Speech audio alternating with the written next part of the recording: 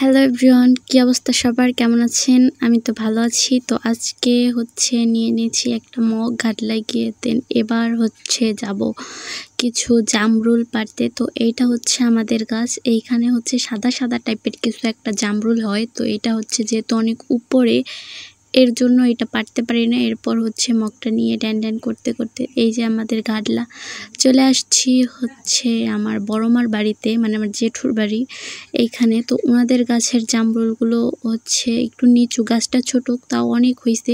উপরে নিচে যেগুলো হয়েছে ওগুলো খাওয়া হয়ে গেছে, এবার আমি পারতে পারি না। এরপর বড়মা আমাকে এই জামরুলগুলো পেড়ে দিচ্ছিল। মানে আসলে এইগুলো ওই সাদাটার থেকে এইটা খেতে একটু অন্যরকম, তাও সাদাটা বেশি মজা। আর আমাদের গাছের ওইটা একটু মিষ্টি, ওইটা উপরের জন্য পারতে পারি না। আর এদিকে নিচে অনেক জামরুল পড়ে আছে, এগুলো কেউ খায় না, তেমন খাওয়ার লোক নাই। এরপর আমি মগ ভর্তি করে জামরুল পেড়ে নিয়ে যাচ্ছি বাড়ির দিকে। আর উপরে কত সুন্দর জামরুলগুলো, তাই না? লাল লাল থোকায় থোকায় হয়েছে। আর পাড়ার পরে এরপর আমি খেতে খেতে বাড়ি চলে যাচ্ছিলাম। আর খেতে কিন্তু আসলে এটা মিষ্টি ছিল অনেক, এখন তো পেকে আসছে, এর জন্য মিষ্টি। কিন্তু এর থেকেও সাদা জামরুলগুলো আমার কাছে বেশি মজা লাগে আর ভালো লাগে আর কি, মিষ্টি লাগে।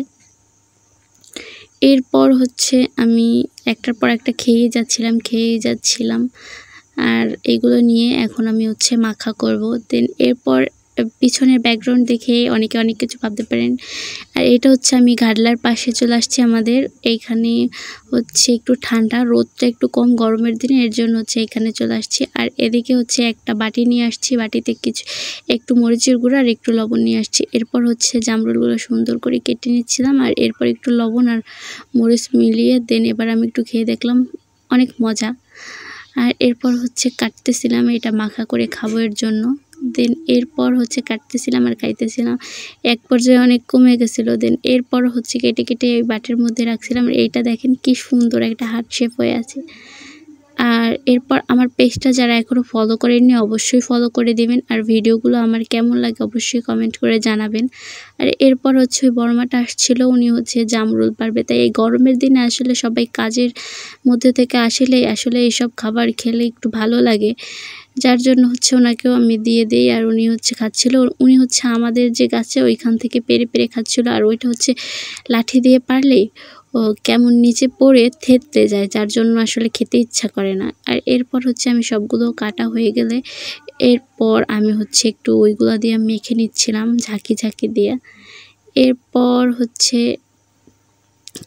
একটু একটা খেয়ে দেখবো আসলে কেমন হয়েছে। তো এরপর খাচ্ছিলাম। আর এরপর একটু ঝাঁকি ঝাঁকি দিয়ে মাখাচ্ছিলাম। এখনও দেখলে পুরো জিভে জল চলে আসে। তো এরপর আমি একটু খেয়ে দেখবো কেমন হয়েছে। কিন্তু ঝালটা একটু বেশি হয়েছে, তাও খেতে কিন্তু অনেক মজা হয়েছে আসলে। এরপরও কেমন একটা জিভে জল চলে আসতেছে এখন দেখা। আপনাদের এলাকায় আসলে এই জামরুলগুলোকে কে কী নামে ডাকেন অবশ্যই কমেন্ট করে জানাবেন। আর আপনারা এগুলো কেমন করে খান নতুন আইডিয়া দিবেন, ইউনিক। তাহলে আমি ট্রাই করব খেয়ে।